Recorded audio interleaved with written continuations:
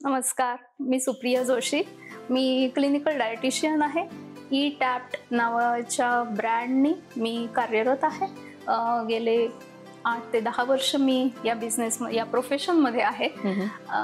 मी nutrition म्हणजे अगदी बाळापासून ते आजीपर्यंत सगळ्या आजी आजोबा सगळ्यांसाठी मी काम करते आहे. नमस्ते, मी ॲडव्होकेट नीरा धाडगे.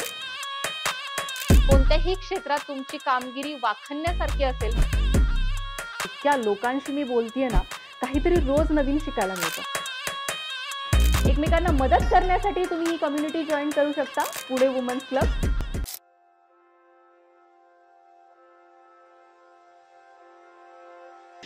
नमस्कार, मी ॲडव्होकेट नीरा धाडगे तुमचं सहर्ष स्वागत करत आहे पॉडकास्ट विथ नीरामध्ये. न्यूट्रिशन बद्दल आजपर्यंत आपण खूप गोष्टी ऐकल्या आहेत आणि त्याच्याबद्दल खूप काही प्रिकॉशन्स तुम्ही लोक घेत असाल. नुसतंच ज्ञान घेऊ नका, ते तुमच्या आयुष्यामध्ये त्याचा उपयोगही करायला पाहिजे. आणि अशा खूप साऱ्या गोष्टी आपण जेव्हा बोलतो किंवा जेव्हा ऐकतो, आणि याच्या आधीचे जर तुम्ही पॉडकास्ट ऐकले असतील तर त्याच्यातून जे ज्ञान मिळालेलं आहे त्याच्यामध्ये अजून भर घालण्यासाठी आज आपल्याकडे आलेले आहेत सुप्रिया जोशी मॅम. खूप छान वाटतंय आज तुम्हाला इथे बघून, आणि तुम्ही खूप छान दिसत पण आहात. एक न्यूट्रिशनिस्टनी कसं असलं पाहिजे हे आज तुम्ही आम्हाला इथे दाखवून दिलेलं आहे. आमच्या ऑडियन्सला तुमची ओळख करून द्याल. नमस्कार, मी सुप्रिया जोशी. मी क्लिनिकल डायटिशियन आहे. ई-टॅप्ट नावाच्या ब्रँडनी मी कार्यरत आहे. गेले 8 ते 10 वर्ष मी या प्रोफेशनमध्ये आहे. मी न्यूट्रिशन म्हणजे अगदी बाळापासून ते आजीपर्यंत सगळ्या आजी आजोबा सगळ्यांसाठी मी काम करते आहे. ओके, तुम्ही पुण्यातल्याच आहात? मी पुण्यातूनच आहे. ओके. बेसिकली मी मुंबईची आहे, पण लग्नानंतर मी इकडे आलेली आहे. बर. न्यूट्रिशन हे इतकं इम्पॉर्टंट का आहे, किंवा खूप लोक आजकाल बोलत असतात, कंटिन्युअसली आपण ऐकतो दूध प्या किंवा सीड्स खाल्ले पाहिजेत किंवा हे करा ते करा, आणि दर तिसऱ्या रील नंतर ते चेंज झालेलं असतं. तर या सगळ्या नॉलेजचा किंवा या सगळ्या गोष्टींचा आपण आपल्या आयुष्यात कसा उपयोग केला पाहिजे आणि हे महत्त्वाचं का आहे हे तुमच्याकडून ऐकायला आम्हाला आवडेल. नक्कीच. कसं आहे, अन्न फूड हे म्हणजे आपल्या सेंटरला असतं. याच्या भोवती सगळं जग फिरतंय. सो काहीही इन्स्टावर म्हणा, सोशल मीडियावर म्हणा, आपण बघतो तेव्हा फूडचं कुठलंही रील किंवा कुठलीही पोस्ट दिसली तर आपण लगेच अट्रॅक्ट होतो. पण न्यूट्रिशन ही अशी गोष्ट आहे जी तुम्हाला म्हणजे प्रत्येक माणसाला फारच आवश्यक आहे. पण त्याच्यासाठी रील्स न बघता तुमच्या स्वतःच्या बॉडीकडे बघा. बरोबर. तुमच्या बॉडीमध्ये तुम्ही स्पेशल आहात, तुमच्यासारखी दुसरी कोणीही नाहीये. बरोबर आहे. त्यामुळे तुम्हाला लागणारं न्यूट्रिशन आहे, तुम्हाला लागणारं जे फूड आहे ते नक्कीच वेगळं असणार आहे. सो ते एक गाईडलाईन असते, पण त्याच्यावरती डिपेंडंट राहू नका. तुम्हाला काय वाटतंय, तुमची बॉडी तुम्हाला काय मेसेजेस देते याच्याकडे लक्ष ठेवा. तसं न्यूट्रिशन मिळवण्याचा प्रयत्न करा. Yes. London book of record मध्ये तुमचं नाव आलेलं आहे, तर त्याच्याबद्दल आम्हाला ऐकायला आवडेल. ओके. हे खूप म्हणजे स्पेशल अवॉर्ड आहे माझ्यासाठी, आणि मी खूप अभिमानाने सांगते की मी माझ्या टीम बरोबर आम्ही एका दिवसात जवळपास 250 रेसिपीज तयार केल्या, ज्या रेसिपीज आपल्या ट्रेडिशनल किंवा आपल्या एन्शंट लिटरेचरमध्ये आहेत, ऑलरेडी सांगितलेल्या आहेत, ज्या खूप जुन्या रेसिपीज आहेत. पण त्याच्यामध्ये आम्ही एक थोडाफार फरक करून आम्ही त्या रेसिपीज तयार केल्या. कशासाठी? की त्याच्यामध्ये काहीतरी मेडिसिनल व्हॅल्यूज आहेत. प्रत्येक रेसिपीपासून आपल्याला काहीतरी न्यूट्रिशन मिळतंय किंवा एखाद्या आजारावर आपल्याला औषध सापडतंय. अशा रेसिपीज आहेत त्या आम्ही खूप रिसर्च करून आधी शोधून काढल्या. आत्ताच्या काळामध्ये त्या कशा तयार करता येतील आणि वापरता येतील याच्यावर बराच रिसर्च केला आणि त्या आम्ही तयार केल्या स्वतः. मस्त. खूपच छान उपक्रम होता हा. हो. खूप साऱ्या फूड सप्लिमेंट्स आपल्याला पाहायला मिळतात आता. काही प्रोटीनच्या नावावर असतात, काही न्यूट्रिशनच्या ह्याच्यावर असतात. तर या फूड सप्लिमेंट आपण रेग्युलरली जे जेवण घेतो त्याच्याबरोबर ह्या सप्लिमेंट घेतल्या पाहिजेत का? सप्लिमेंट्स याचा अर्थच हा आहे की बेसिकली तुमचं जेवण परिपूर्ण असायला पाहिजे, पण जर ते नसेल तर तुम्हाला वरून काहीतरी घ्यायला पाहिजे. पण आपण हा आधी प्रयत्न करायला पाहिजे की आपलं जेवणच, आपला आहारच परिपूर्ण असायला पाहिजे. बरोबर. जसं की आपण केकवर आयसिंग असतं, त्याच्यावर एखादी चेरी ठेवलेली आहे, काहीतरी छान डेकोरेशन आहे.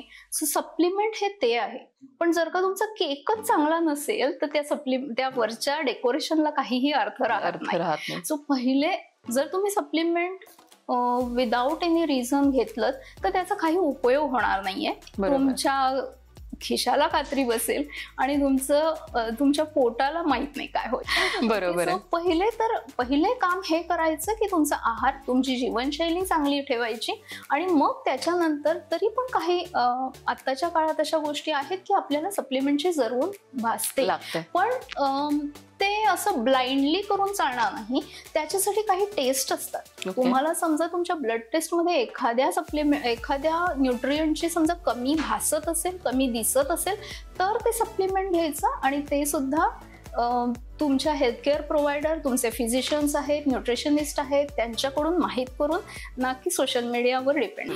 बरोबर. नाही, तो खूपच मोठा विषय आहे. कारण मी स्वतः म्हणजे वेट लॉस बद्दल माझं स्वतः चाललेलं असतं, तर इंस्टाग्रामचं अल्गोरिदम मला फक्त तेच दाखवतं आणि दर दुसऱ्या ते तिसऱ्या रील मध्ये तुम्ही हे सीड खा, तुम्ही गरम पाणी प्या, तुम्ही मधच खा, तुम्ही असंच करा.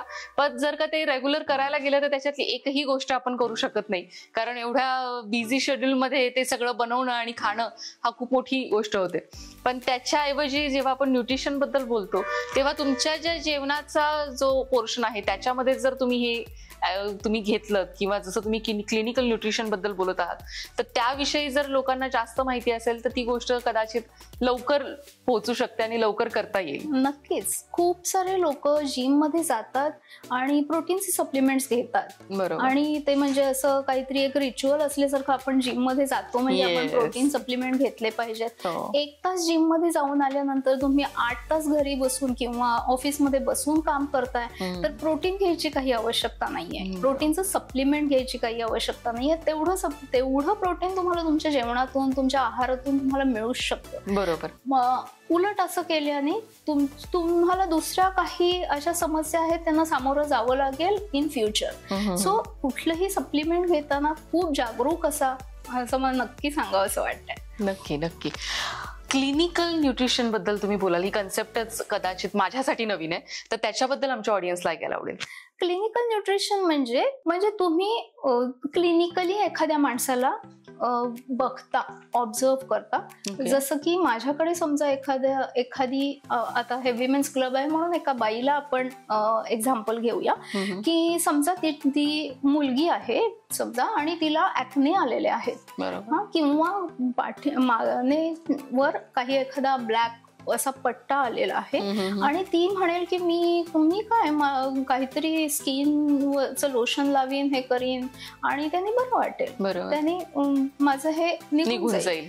पण याला कारण क्लिनिकली काय असू शकतं हे केव्हा कळेल, जेव्हा मी तिचे ब्लड रिपोर्ट्स बघेन. तुला ऍक्ने का येत आहेत किंवा तुला हे असा मानेवर आलेला हा असा ब्लॅक पॅच का दिसतोय, याचं कारण काहीतरी हॉर्मोन्स मध्ये चेंज झालेले असतील, त्याच्यामध्ये काहीतरी इम्बॅलन्स असेल, इन्सुलिन रेझिस्टन्स असू शकतो त्याने असेल, तुझ्या पिरियड्स मध्ये काही प्रॉब्लेम असू शकतील.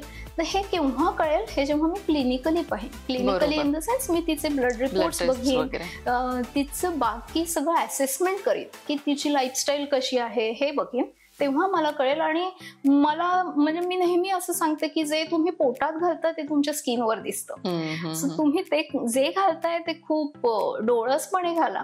बरोबर. आणि हे करण्याचं काम म्हणजे क्लिनिकल न्यूट्रिशन आहे. फक्त वेट लॉस करणं किंवा फक्त सप्लिमेंट्स घेणं हे म्हणजे न्यूट्रिशन नाही आहे. बरोबर. एक क्लिनिकल न्यूट्रिशनिस्ट स्वतःचा दिवस कसा घालवते हे ऐकायला आम्हाला आवडेल. तुम्ही काय न्यूट्रिशन घेता? ओके. मी सकाळी 5:30 वाजता उठते. 5 ते 5:30 या वेळात मी रोज उठते. रोज एक पूर्ण ग्लास भरून मी पाणी पिते पहिलं, आणि ते गरम असायला पाहिजे, त्याच्यामध्ये मध घालायला पाहिजे किंवा लिंबू पाहिजे असं काही नाही. एक ग्लास पाणी जे रूम टेम्परेचरला असतं, जसं सीझन आहे त्याप्रमाणे पाण्याचं टेम्परेचर असायला पाहिजे असं पाणी मी पिते. 20 मिनिट मेडिटेशन करते, त्याच्यानंतर वॉकला जाते साधारणपणे 45 to 1 तास एवढं वॉक असतो. मग आल्यानंतर एखादं फळ आणि त्याच्याबरोबर काही सीड्स खाते. मग घरातली कामं, बाई आहे म्हटल्यानंतर तुम्ही काही करा, घरातली कामं आहेत असतातच, ते करायची. छान फ्रेश राहायचं आणि मग ऑफिस, क्लिनिकला जाते. मग दुपारचं जेवण, ज्याच्यात माझं सगळं म्हणजे मी बघते की हे घरी बनलेलं ताजं चांगलं जेवण आहे, ज्याच्यामध्ये प्रोटीन्स, कार्ब्स, फॅट असा विचार न करता ते ताट हे परिपूर्ण असायला पाहिजे, जे आपण लहानपणापासून जे खात आलो आहे. भात, वरण, भाजी, पोळी, चटणी, कोशिंबीर, हे सगळं, हे रोज सगळं असतं माझ्याकडे. त्याच्यानंतर मी चालते परत एकदा 15 ते 20 मिनिट. ओके. सो दॅट मला झोप नाही येत. ओके.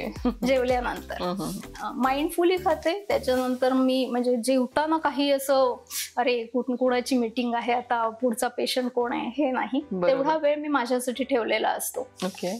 त्याच्यानंतर 5:30 ते 6 पर्यंत मी माझं काम करते ऑफिसमध्ये. मग घरी परत घरचे थोडेसे कामं. बरोबर. आणि मग ऑनलाईन काही सेशन्स असतात, काही वर्कशॉप्स असतात, वेबिनार्स असतात, ते करते.